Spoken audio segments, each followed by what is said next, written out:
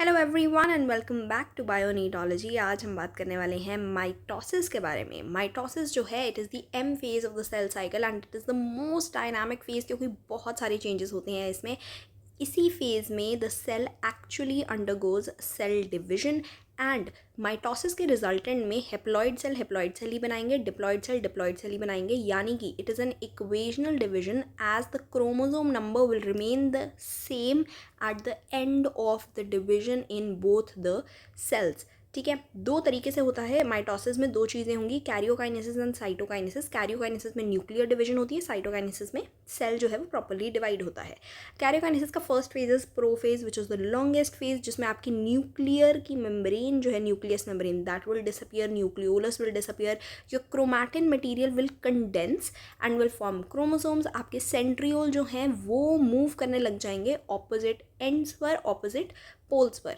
Next comes your metaphase. Metaphase में क्या होता है, एक बीच में लाइन में अलाइन हो जाते हैं आपके सारे क्रोमोसोम्स एंड आपका जो सेंट्रियोल था उससे जो स्पिंडल फाइबर निकले थे वो जाकर अटैच हो जाते हैं kinetochore which is attach to the centromere of your chromosomes.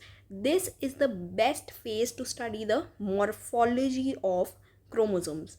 Next phase is the anaphase which is very very very short, और इसमें क्या होता है, स्पिंडल फाइबर जो है वो छोटे होने लग जाते हैं एंड ये सेंट्रोमियर से अटैच्ड होते हैं, तो आपका क्रोमैटिड जो है they will start moving towards the opposite ends of the pole and eventually you will come to telophase, जहाँ पर बाकी सारी चीज़ें वापस आने लग जाएंगी। Nuclear membrane will come back, आपका nucleolus will come back, reappear, your cell organelles will reappear and eventually cytokinesis होगा। एनाफेज का हमने बात कर ली है, सबसे छोटा फेज होता है, राइट। और इसमें क्या हो रहा है, centromere is towards the pole and arms tail is behind when the chromosome is moving towards the opposite pole. Telophase में अगेन डीकंडेंसेशन हो जाएगी आपके क्रोमोसोम की, nuclear membrane, nucleolus, cell organelle सब वापस आ जाएंगे and there will be disappearance of spindle fibre. Let's talk about cytokinesis. Cytokinesis दोनों अलग तरीके से होगी, एनिमल्स में और प्लांट्स में। एनिमल्स में सेल फरो बनती है ऐसे करके, और प्लांट्स में बीच में गोल्जी की हेल्प से सेल प्लेट बन जाती है।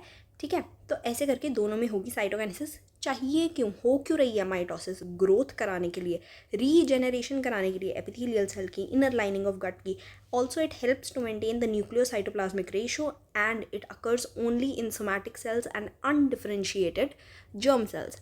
Thank you, follow for more.